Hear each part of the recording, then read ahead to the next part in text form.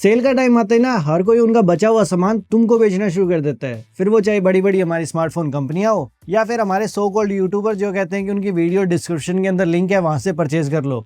और कमाल की बात यह है कि कोई भी ढंग से गाइड नहीं करता कि भाई तुम्हें 15,000 रुपये का फोन सिलेक्ट कैसे करना है, मतलब तुम्हारे फोन के अंदर कौन कौन सी चीजें होनी चाहिए। ऐसी गाइडेंस तुम्हें कहीं भी नहीं मिलती। तो ये वीडियो थोड़ी सी अलग है। इस वीडियो के अंदर मैं तुमको बताऊंगा कि तुम्हें 15,000 रुपये का फोन सिलेक्ट कैसे करना है, और इस वीडियो को पूरा देखने के बाद में तुम खुद से कैपेबल हो जाओगे कि तुम्हें स्मार्टफोन लेना कैसे है। और हम इस वीडियो की शुरुआत करेंगे हमारी मिनिमम रिक्वायरमेंट ऑफ लिस्ट के साथ, जिससे कि तुम्हें आइडिया रहेगा कि ये सारी चीज़ें तुम्हारे फ़ोन के अंदर होना मस्ट हैव है। तो हम सीधा बढ़ते हैं हमारी लिस्ट के ऊपर, जिसके अंदर तुम्हें सबसे पहले अपने स्मार्टफोन के लिए एक ब्रांड सेलेक्ट करना है, जिसके अंदर तुम सैमसंग, एम आई के अंदर हमारे तीनों ब्रांड आ जाते हैं, जैसे कि रेडमी, शाओमी और हमारा पोको। उसके बाद तुम Realme, Vivo, Oppo, iQOO, Motorola, one plus जैसे ब्रांड के साथ जा सकते हो। इन ब्रांड्स के अंदर तुम्हें after sale service other brands के कंपैरिजन में बढ़िया देखने को मिलेगी। उसके बाद में तुम्हें तुम्हारे स्मार्टफोन के लिए एक प्रोसेसर सेलेक्ट करना है। स्नैपड्रैगन 4 Gen 2 के साथ जाना है, और अगर तुम मीडियाटेक की तरफ जा रहे हो तो तुम्हें मेक श्योर करना है कि तुम डायमेंसिटी 7000 वाली सीरीज के साथ जाओ। और तुम्हारे स्मार्टफोन के अंदर मिनिमम 6 GB ऑफ रैम और 128 GB ऑफ स्टोरेज तो होना ही चाहिए। मिनिमम फुल HD डिस्प्ले होना मस्ट है। फ्रंट कैमरा हमारा मिनिमम 5 मेगापिक्सल और प्राइमरी कैमरा हमारा मिनिमम 50 मेगापिक्सल का होना चाहिए। मुझे पता है अब तुम में से बहुत सारे लोग बोलने वाले हैं कि भाई मेगापिक्सल से कुछ नहीं होता। हाँ, मुझे पता है कुछ नहीं होता, अदर चीज़ें भी मैटर करती है। बट अगर इस प्राइस पॉइंट के अंदर हमें स्मार्टफोन कंपनियां इस तरह का कैमरा प्रोवाइड करती है तो हमें उनके साथ डेफिनेटली जाना चाहिए। 5000 mAh की बैटरी होना मस्ट है। और अगर तुम तुम्हारा स्मार्टफोन इन लिस्टेड ब्रांड के अंदर से कोई लेते हो तो तुम्हें उसके अंदर definitely software experience other brand के मुकाबले में बढ़िया ही मिलेगा। तो ये सारी चीज़ें तुम्हें स्मार्टफोन लेते टाइम अपने माइंड के अंदर रखनी है कि अगर तुम 15,000 रुपये के अंदर कोई भी स्मार्टफोन सेलेक्ट कर रहे हो तो ये सारी चीज़ें उसके अंदर होनी ही होनी चाहिए। अगर कोई स्मार्टफोन इनसे कुछ ज़्यादा चीज़ें या फिर ज़्यादा फीचर तुमको प्रोवाइड करता है तो तुम डेफिनेटली उसके साथ जा सकते हो। जस्ट मेक श्योर ये मिनिमम रिक्वायरमेंट ऑफ लिस्ट है। वीडियो में आगे बढ़ने से पहले मैं तुमको एक बात बता दूं कि जितने भी स्मार्टफोन का नाम मैं आगे लेने वाला हूँ वो बिल्कुल भी स्पॉन्सर नहीं है, और मैंने किसी भी स्मार्टफोन कंपनी से कोई भी पैसे नहीं लिए हैं।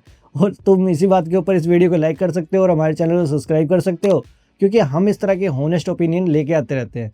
इस लिस्ट के अंदर हमारा सबसे पहला स्मार्टफोन है ओप्पो K30 5G, जिसके अंदर तुम्हें 7000 mAh की बैटरी मिलती है, 8 GB की रैम है, 128 GB की स्टोरेज है। और ये स्मार्टफोन हमारा सभी रिक्वायरमेंट को अच्छे से फुलफिल करता है। बस तुम एक चीज़ नोटिस करोगे कि स्मार्टफोन का प्राइस हमें अराउंड 70,000 के आसपास मिलता है, पर ये प्राइस हमारा रेगुलर डेज के अंदर है। जब तुम इसको सेल के अंदर परचेज करोगे और इसके ऊपर कार्ड के डिस्काउंट अप्लाई करोगे तो ये तुम्हारा स्मार्टफोन अंडर 50,000 की कैटेगरी के अंदर आराम से आ जाएगा।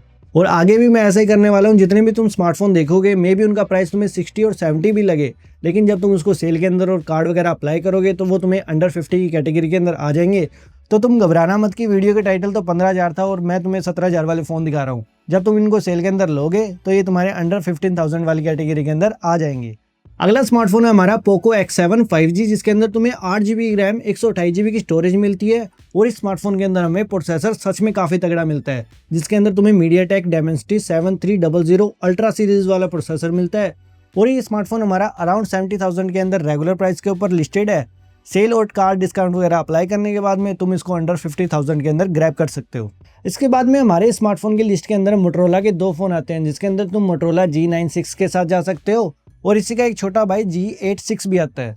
दोनों के अंदर तुम्हें ऑलमोस्ट सिमिलर फीचर देखने को मिलेंगे, और दोनों स्मार्टफोन हमारे अराउंड 70,000 के ऊपर रेगुलर प्राइस के अंदर लिस्ट हैं।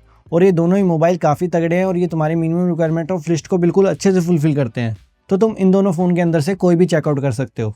अब जो मैं स्मार्टफोन के नाम लेने वाला हूँ ना, वो स्मार्टफोन तुम्हारे 15,000 रुपये से नीचे आते हैं, वो भी रेगुलर प्राइस के अंदर, जिसके अंदर तुम्हारा iQOO Z10X 5G मॉडल आता है। और इसी का एक जुड़वा भाई वीवो की तरफ से भी आता है, जिसका नाम है हमारा Vivo T4X 5G।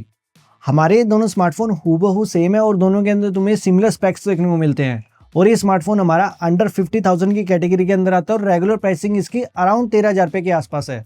और जब इसके ऊपर सेल आएगी और तुम इसके ऊपर कार्ड डिस्काउंट वगैरह अप्लाई करोगे तो मे भी तुम इसको 12,000 रुपये से भी नीचे के अंदर ले सको। और ये दोनों ही स्मार्टफोन तुम्हें इस प्राइस पॉइंट के ऊपर काफ़ी बढ़िया स्पेसिफिकेशन देते हैं, तो तुम इन दोनों में से किसी के साथ भी जा सकते हो। अगर तुम तुम्हारा बजट थोड़ा सा बढ़ा सकते हो तो तुम Realme Narzo 80 Pro की तरफ भी जा सकते हो, जिसके अंदर तुम्हें 8 GB की रैम, 128 GB की स्टोरेज, 6000 mAh की बैटरी और MediaTek 7400 वाला प्रोसेसर मिलता है। और ये स्मार्टफोन इस प्राइस पॉइंट के हिसाब से काफ़ी बढ़िया वैल्यू प्रोवाइड करता है। पर तुम एक चीज़ नोटिस करोगे कि ये स्मार्टफोन हमारा अराउंड 17,500 रुपये की रेगुलर प्राइसिंग के अंदर आता है, पर जब तुम इसको सेल और कार डिस्काउंट के साथ लोगे तो तुम इसे अराउंड 15 के आसपास ही ले पाओगे। पर अगर तुम कोई रियलमी का स्मार्टफोन देख रहे हो जो कि तुम्हारा 15,000 रुपये के आसपास ही आना चाहिए, तो तुम रियलमी P3 के साथ जा सकते हो, जिसके अंदर तुम्हें 6 GB की रैम, 128 GB की स्टोरेज मिलती है। और ये स्मार्टफोन हमारा अराउंड 60 के आसपास रेगुलर प्राइस के अंदर लिस्ट होता है, जिसके ऊपर तुम कार डिस्काउंट और सेल को ऐड करने के बाद में इसको अंडर 50,000 के अंदर ले सकते हो। बाकी बस एक चीज़ का ध्यान रखना कि जब भी तुम कोई स्मार्टफोन लो तो एक बार सेल प्राइस जरूर चेक कर लेना, क्योंकि सेल के अंदर कोई भी स्मार्टफोन हमारा कितना भी डाउन जा सकता है। बाकी तुम्हें इस तरह की नॉलेजेबल वीडियो पसंद आती है तो तुम हमारे चैनल को सब्सक्राइब कर सकते हो। मिलते हैं अगले वीडियो में, तब तक के लिए गुड बाय, टाटा।